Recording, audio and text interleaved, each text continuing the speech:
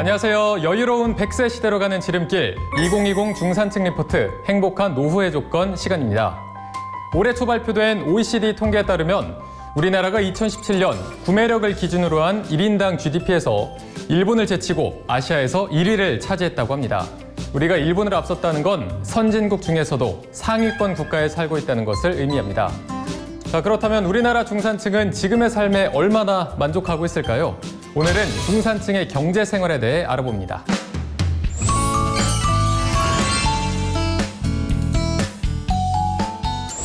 네, 100세 시대 연구소 김은혜 책임연구원님 함께 자리해 주셨습니다. 안녕하세요. 네, 안녕하세요. 네, 연구원님, 현재 중산층은 어떻게 정의되나요?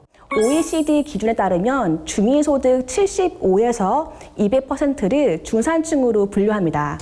예전에는 중위소득 50에서 150% 기준을 사용했는데요.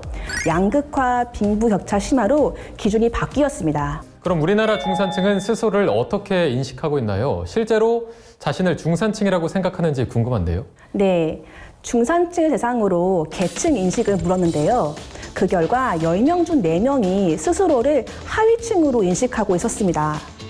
네, 생각보다 스스로를 낮춰 생각하는 분들이 많은 편인데요. 이유가 뭔가요? 이상과 현실 사이에 괴리가 존재하기 때문입니다. 중산층이 생각하는 이상적인 중산층의 재무 조건은 소득이 월 622만 원, 소비가 395만 원, 그리고 순자산이 7억 7천만 원이었습니다. 즉, 중위소득의 150%는 넘어야 중산층이라고 생각하고 있는 것이죠. 네, 중산층의 이상과 현실 사이의 차이가 크다는 건데요. 어느 정도 차이가 나나요? 네, 중산층의 평균 순자산은 3억 3천만 원입니다.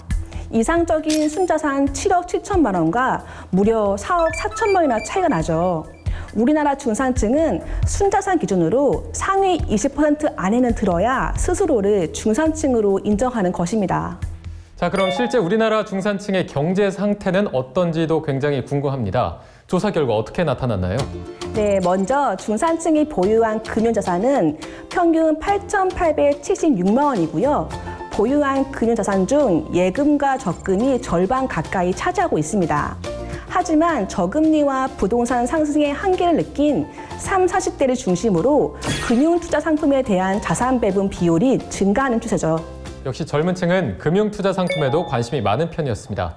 자, 그럼 중산층의 소비는 어느 정도인가요? 네, 중산층의 월 평균 소득은 488만 원인데요. 소비 생활비는 227만 원으로 46.5%를 기록했습니다. 이 중 가장 많이 지출하는 생활비는 식비였고요. 주거비와 교통통신비 비율이 2017년보다 많이 높아진 것으로 나타났습니다. 자, 그럼 저축은 어느 정도 하고 있나요? 네, 중산층은 소득의 23.5%를 평균적으로 저축하고요. 기혼보다는 미혼이 저축을 많이 합니다. 조사 내용을 종합하면 젊고 부양 가족이 없을 때가 저축하기 가장 좋은 시기라는 걸 알 수 있죠. 네, 저축의 목적은 아무래도 노후 준비가 가장 크겠죠? 네, 저축의 목적으로 노후 대책을 가장 많이 선택했고요. 두 번째가 주택 자금이었습니다. 특히 30, 40대나 미혼의 경우 주택 자금에 대한 선택 비율이 많이 올라가는데요. 이는 최근 몇 년 동안 불었던 부동산 구입 열풍의 영향으로 보입니다. 자, 오늘은 중산층의 경제 생활에 대해 살펴봤는데요. 평균과 비교해서 나는 어디쯤에 있는지 체크해보시고 슬기로운 경제 생활 이어가시기 바랍니다. 2020 중산층 리포트 행복한 노후의 조건.